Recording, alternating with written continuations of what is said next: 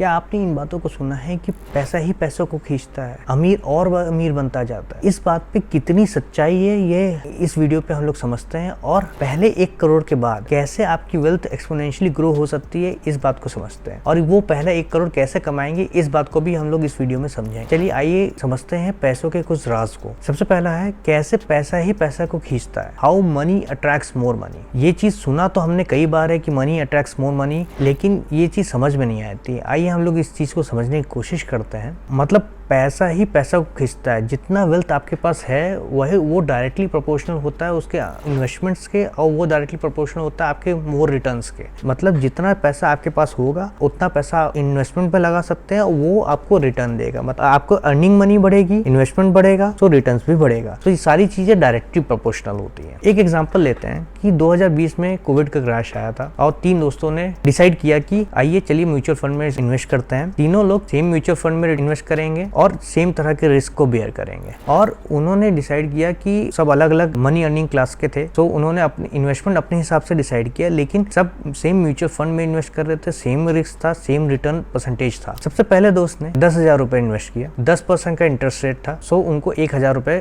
साल के एंड में प्रॉफिट हुआ। तो टोटल उनके पास 11,000 रुपए हो गया और 1,000 का नेट प्रॉफिट निकला। दूसरे दोस्त की बात आती है। दूसरे दोस्त ने 10 लाख रुपए इन्वेस्ट किया, सेम 10% का इंटरेस्ट, सेम रिस्क बियर किया था और 10% प्रॉफिट बनाया, जिसमें से उनका प्रॉफिट 1 लाख रुपए आया। तीसरे दोस्त थोड़ा रिच क्लास का था, उन्होंने सेम म्यूचुअल फंड पे सेम रिस्क के साथ 1 करोड़ रुपए इन्वेस्ट किया और उनका सेम 10% का रिटर्न आया एनुअली और उनका प्रॉफिट निकला 10 लाख रुपए। In all the 3 cases same mutual fund था, सेम रिस्क था, सेम तरह के शेयर्स खरीदे बेचे गए थे, लेकिन सबका इनिशियल अमाउंट डिफरेंट था, जिसके कारण से उनको जो रिटर्न्स मिला उसमें जमीन आसमान का अंतर था। किसी को 1,000 रुपए का रिटर्न मिला, किसी को 10 लाख रुपए का रिटर्न मिला। इसका मतलब क्या हुआ कि सबसे पहला सीक्रेट है आपका रिटर्न का साइज आपके इनिशियल इन्वेस्टमेंट के डायरेक्टली प्रोपोर्शनल होता है। इसका मतलब इनिशियल प्रिंसिपल अमाउंट बढ़ेगा, एक्टिव अर्निंग बढ़ेगी तो इन्वेस्टमेंट बढ़ेगा, इन्वेस्टमेंट बढ़ेगा तो रिटर्न्स बढ़ेंगे। सेकंड है पावर ऑफ कंपाउंडिंग। हम सब जानते हैं बिलियनर वॉरेन बफेट को, जो एक इन्वेस्टमेंट कोच और एक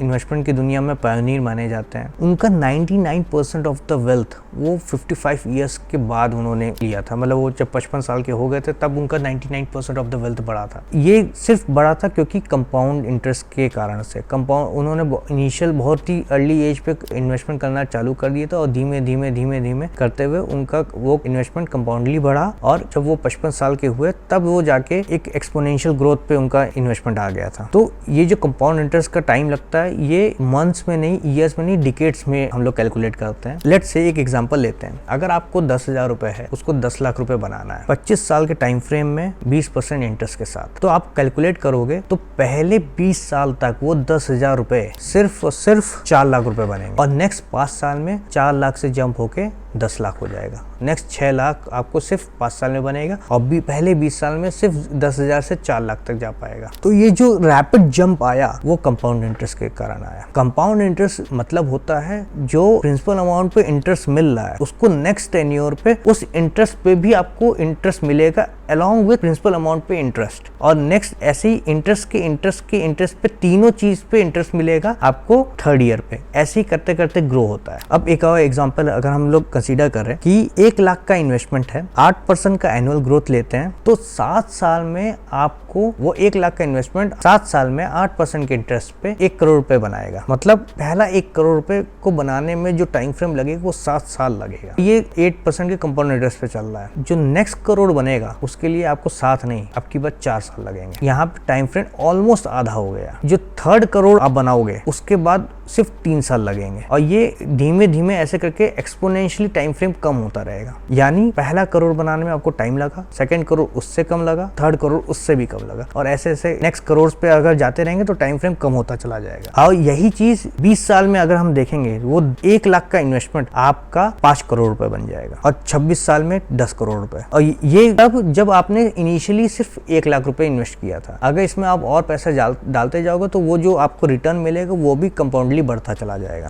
और भी तेजी से ग्रो होगा। इसलिए कंपाउंड इंटरेस्ट को 8 वंडर ऑफ द वर्ल्ड कहा जाता है। यहाँ पे 2 चीजें बहुत इंपॉर्टेंट होती है कि सबसे पहला करोड़ बनाना, जब तक आपके पास वो पहला करोड़ नहीं होगा तो वो कंपाउंडली ग्रो करने में भी दिक्कत होगी, इसलिए वो पहला करोड़ बनाना बहुत क्रूशियल है। और जैसे कि हमने बात किया था मनी अट्रैक्ट्स मनी, एक बार आप करोड़ बना लेते हो तो उसके आगे वो कंपाउंडली बढ़ता चला जाता है। पैसा ही पैसों को खींचता है। इस टाइम ड्यूरेशन को कम कैसे कर सकते हो? वो पहला करोड़ मतलब आप अपना एक्टिव इनकम करोगे तो करोड़ बनाने की प्रोबेबिलिटी बढ़ेगी और ऐसे वहां मनी ग्रो होने की प्रोबेबिलिटी बढ़ेगी। और ऐसे ही दूसरा जो फैक्टर था टाइम ड्यूरेशन, कि अगर वो टाइम ड्यूरेशन कम करना है या तो आप जो 7 साल का पहला करोड़ का टाइम ड्यूरेशन उसको कम करना है, उसके लिए आपको एक्टिव इनकम बढ़ानी पड़ेगी ताकि वो पहला करोड़ जल्दी बन जाए। अगर आप मंथली इन्वेस्टमेंट और बढ़ा दोगे तो आपको वो पहला करोड़ अर्न करने का जो टाइम फ्रेम है वो भी कम हो जाएगा। तो जितनी जल्दी बढ़ेगा उतना उस हिसाब से कंपाउंडली आपको रिटर्न्स ज्यादा मिलेंगे। अक्सर करके फाइनेंशियल एडवाइजर्स जो होते हैं, जो न्यू अर्नर्स होते हैं, उनको कहा जाता है कि भाई आप लायबिलिटीज पे खर्चा मत करो, पिज्जा बर्गर कार्स ये सब में खर्चा मत करो, बल्कि आप इन्वेस्टमेंट करो। जितनी जल्दी इन्वेस्टमेंट करोगे, कम अमाउंट ज्यादा अमाउंट जितना आप कर सकते हो उतनी जल्दी इन्वेस्टमेंट करना चालू करोगे तो पहला करोड़ अचीव करने की प्रोबेबिलिटी बढ़ जाएगी। और जैसे ही वो अचीव करोगे वहां से वो कंपाउंडिंग का इफेक्टर्स चालू हो जाएंगे। इसलिए इन्वेस्टमेंट करो, तो जितनी जल्दी इन्वेस्टमेंट कर सकते हो उतना इन्वेस्टमेंट करो। पैसे की जो वैल्यू होती है मानते हैं कि लाइफ बेटरमेंट और एंजॉय करने के लिए होती है, लेकिन यहाँ पे एक बटरफ्लाई इफेक्ट भी काम करता है कि जो आप आज डिसीजन लेते हो वो आपके फ्यूचर को इफेक्ट करेगा। इसको कहते हैं बटरफ्लाई इफेक्ट। तो यहाँ पे अगर आप लायबिलिटीज इकट्ठा करोगे तो फ्यूचर में आपको दिक्कत करेगा। इसीलिए एसेट्स इकट्ठा करो। एसेट्स मतलब इन्वेस्टमेंट करो। इन्वेस्टमेंट करोगे तो वो आपके फ्यूचर में और सिक्योर बनाएगा। So keep in mind, compound interest 8 wonder of the world कहा जाता है। इसको एफिशिएंटली अगर यूज करना है तो अर्ली इन्वेस्टमेंट करना जरूरी है। आप अच्छे से